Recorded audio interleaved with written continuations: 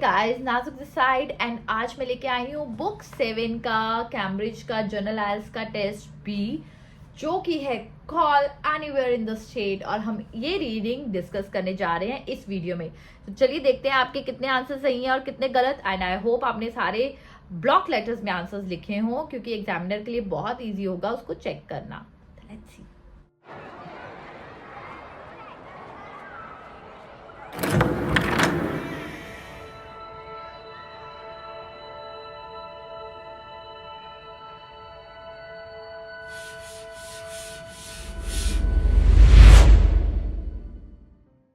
Alright guys, अब हम answers discuss करने जा रहे हैं। And first answer is your C, second is your D, third is your A, fourth is your B, fifth is your C, six is your D and seventh is your ए।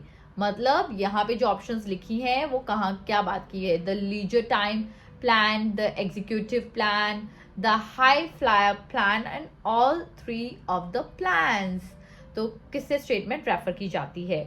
तो अगर हम पहला वाला पढ़ेंगे, the monthly access fee is the highest but the call rates are the lowest. कहता monthly access fee तो highest है but call rates जो है वो लोएस्ट है। तो हाई फ्लायर में बात की गई है। तो हाई फ्लायर में कहाँ पे बात की गई है? तो ये पूरा उसी का है। तो अगर हम हाई फ्लायर में देखें, as a high volume user you pay an access to fee just $60 a month but even lower call rates. So lower call rates है, तो that's why the answer is this. कहता calls are charged at short distance और long distance rate. तो ये तीनों में बात की गई है, short distance और long distance rate पे, सब पे। तो अगर हम देखें तो यहाँ पे जो लिखा हुआ है, calls in each plan are charged at only two rates, about short distance, long distance. तो सब में बात की गई है, that's why the answer is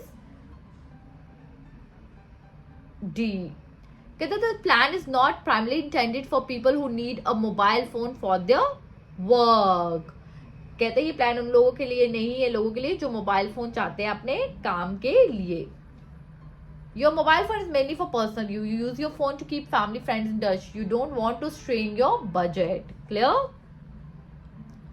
कहता this plan is a cost-effective choice if you spend just over $100 a month on call. Cost-effective है कौन सा? Executive. Executive में बात उन्होंने कहाँ पे की हुई है? For frequent users, the monthly excess fee is slightly higher, but you enjoy the savings of a discounted call rate. Next is it costs 21 cents for a 30-second long distance call at 2 PM. कहता 21 cent 2 PM, 21 cent की बात यहाँ पे की गई है, ठीक है, long distance. So this is your answer 5. Clear? Next is your the connection fee is $30. कहता connection fee कितनी है? $30.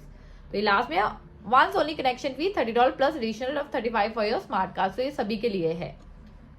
Alright, next you will have to pay a minimum amount for calls each month. कहता आपको पे करना है minimum जो है calls का each month. तो लीजर है, लीजर में हम देखते हैं तो ये लिखा हुआ है ना, with this plan you enjoy the lowest monthly excess fee and extremely competitive cost for calls. However, monthly minimum charge call charge applies, तो वो कॉल चार्ज अप्लाई होगा। नेक्स्ट हम चलते हैं आपके आंसर्स में, that is true, false and not given. आपने notice किया येस नो नॉट गिवन ज्यादा नहीं आते कैम्ब्रिज जर्नल में, ट्रू फॉल्स नॉट गिवन आते हैं। तो 8th का फॉल्स है आपका, 9th का आपका ट्रू है, 10th का आपका नॉट गिवन है, 11th का आपका नॉट गिवन है, 12th का आपका फॉल्स है, 13th का आपका ट्रू है एंड 14th का आपका ट्रू है। तो 8 देखते हैं आपका, the camp site is open all year around. कहता पूरे साल वो खुला रहता है। एंड यहाँ पे कैंप ओपन अप्रैल टू सितंबर, वो अप्रैल टू सितंबर की बात कर रहा है और वो ऑल ईयर कह रहे थे, फॉल्स है।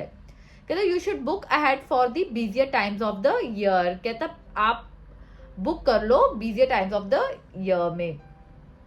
Booking is advise for holidays in July and August to guarantee a place. ठीक है जी, तो that's for the answers true. 10th और 11th दिया नहीं है तो हम नॉट गिवन करेंगे। 12th, no dogs are allowed on the camp site. कहता कैंप साइट में क्या अलाउड नहीं है? डॉग्स अलाउड नहीं है। Alright, dog must be kept on lead. Owners dog that disturb other campers by barking through the night will be asked to leave. Dogs must be kept on a lead. कहता उनको एक side पे रखना है, अगर वो नहीं करेंगे तो हम उनको निकाल देंगे. You are not allowed to cook food on open fires. कहता आप अलाउड नहीं हो फूड को कुक करना ओपन फायर में. कहता lighting of fires is strictly prohibited. कहता प्रोहिबिटेड है. कहता the owner of the camp site may not allow you to camp there. कहता जो कैंप साइट के ऑनर है शायद आपको वहां पे अलाउ ना करें. कहता है ना the management reserves the right to refuse admittance. तो ये वही बात की गई है. नेक्स्ट चलते हैं सेक्शन 2 में. ऑल राइट, 15 का आंसर है फैमिली बिजनेस, 16 का आंसर है ट्रेनिंग, 17 का आंसर है आपका अकोमोडेशन, 18 का आंसर है आपका पेरोल, 19 का आंसर है एम्प्लॉयर्स, 20 का आंसर है पे रिकॉर्ड्स. लेट्स सी 15 का आंसर फैमिली बिजनेस क्यों है. कहता है the law on minimum pay does not cover you if you are working in your family business और if you are a volunteer. कहता among those to whom it does not apply are those engaged in unpaid work or paid मतलब volunteer. Family members are employed by the family business. Got it? So this is your 15th का answer. Next is your 16th. कहता you may be paid under £5 an hour if you are receiving a training at the start of the job. तो हम कहाँ पे देखेंगे 16th का answer. The development rate for 18 to 21 years old for workers getting training in the first 6 months of job of this. So training, this is your 16th का answer.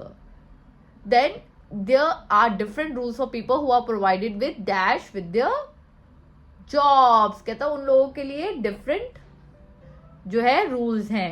किनके लिए? There are special provisions. Provision मतलब rules. For some workers, for example, those whose job include accommodation. रहने की जगह. कहता if you earn extra money for example for working longer hours or in tips this count as a part of your wage when you receive it via payroll. कहता payroll के through जब आपको मिलता है. सो आपका 18 का आंसर क्या है. Pay means gross pay and includes any pay through the payroll such as over time, bonus payment, commission and tips.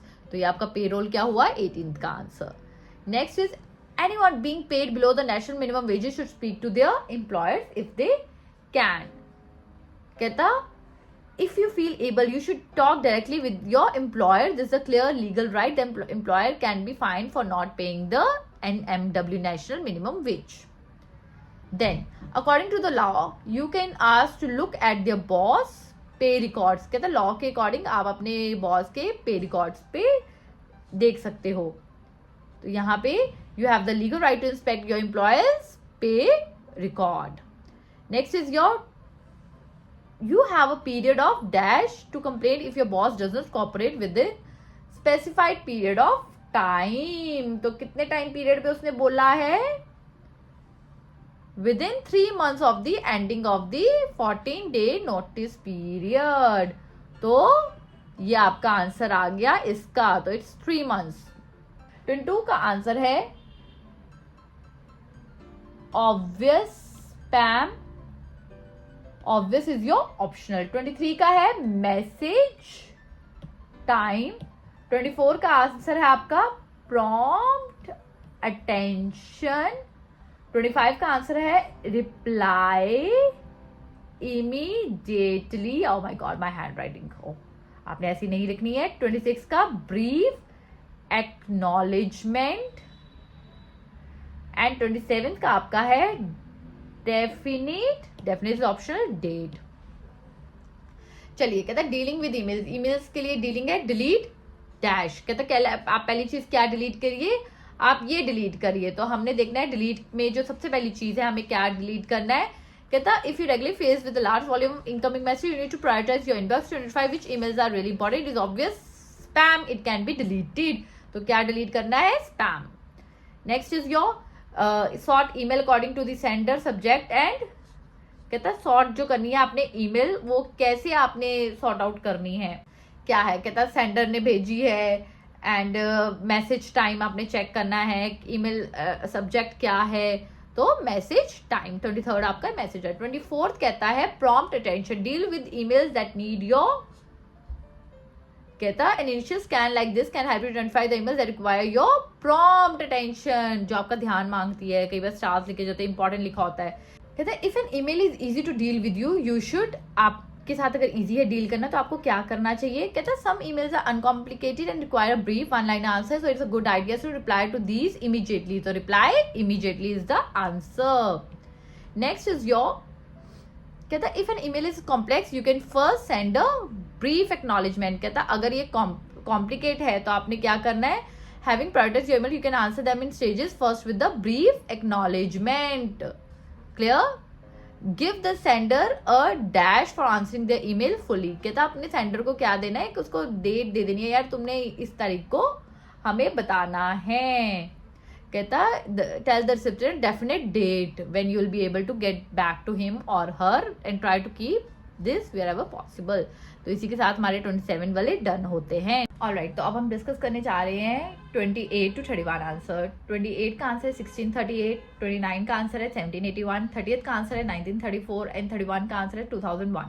तो सबसे पहले हम देखते हैं 28 का आंसर 1638 क्यों आया। ये बहुत ईजी है। कहता When was the furnace bought by Darby originally constructed? कहता ओरिजिनली कब कंस्ट्रक्ट हुआ था ये।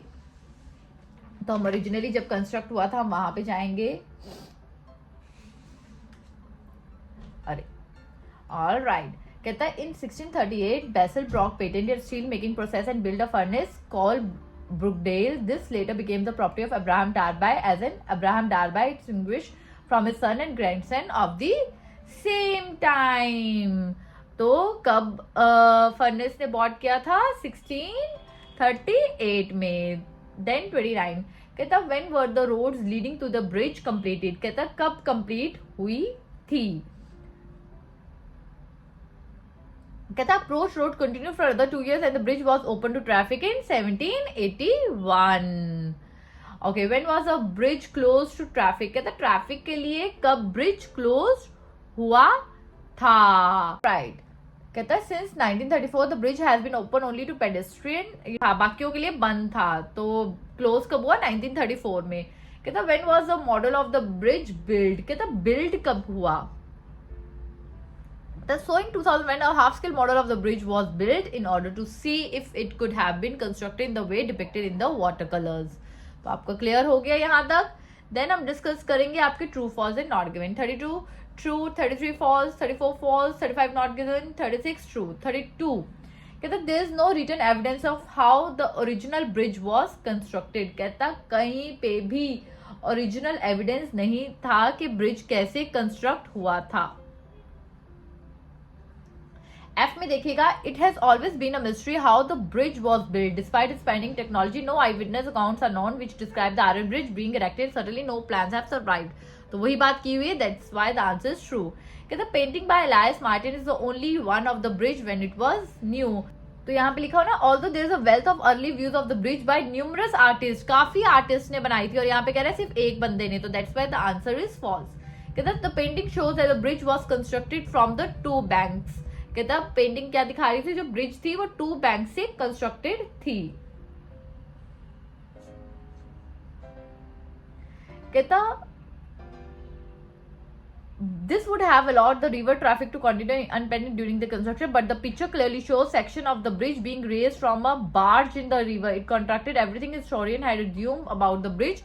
कहता ये तो दो साइड से it's clearly clear that it being raised from a barge in the river, so that's why ये आंसर इसके उलट है। फर्स्ट लाइन में भी क्लियर है कि up until century it had been assumed that the bridge had been built from 2 banks with the inner sport tilted across the river।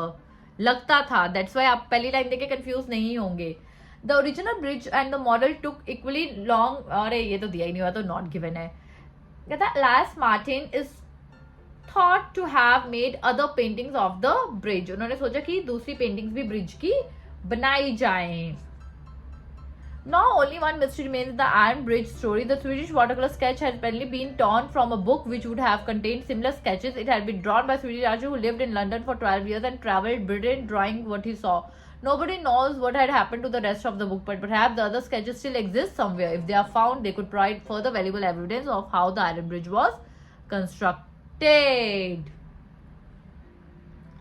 Alright, तो वही बात की गई है, तो answer is true.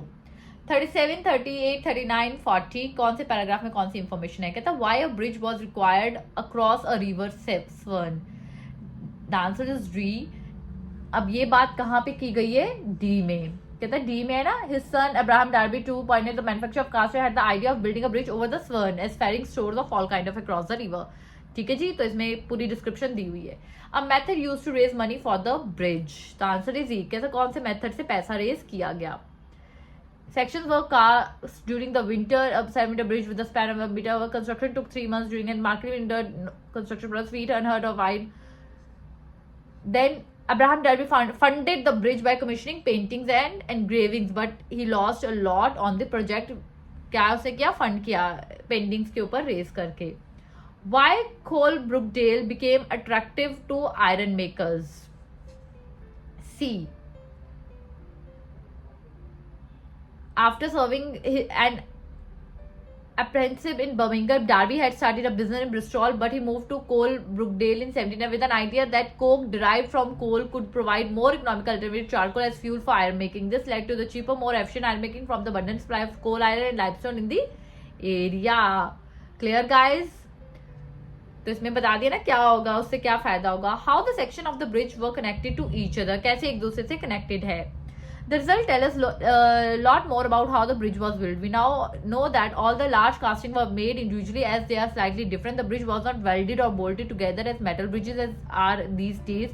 Instead, it was fitted together using a complex system of joint normally used for wood.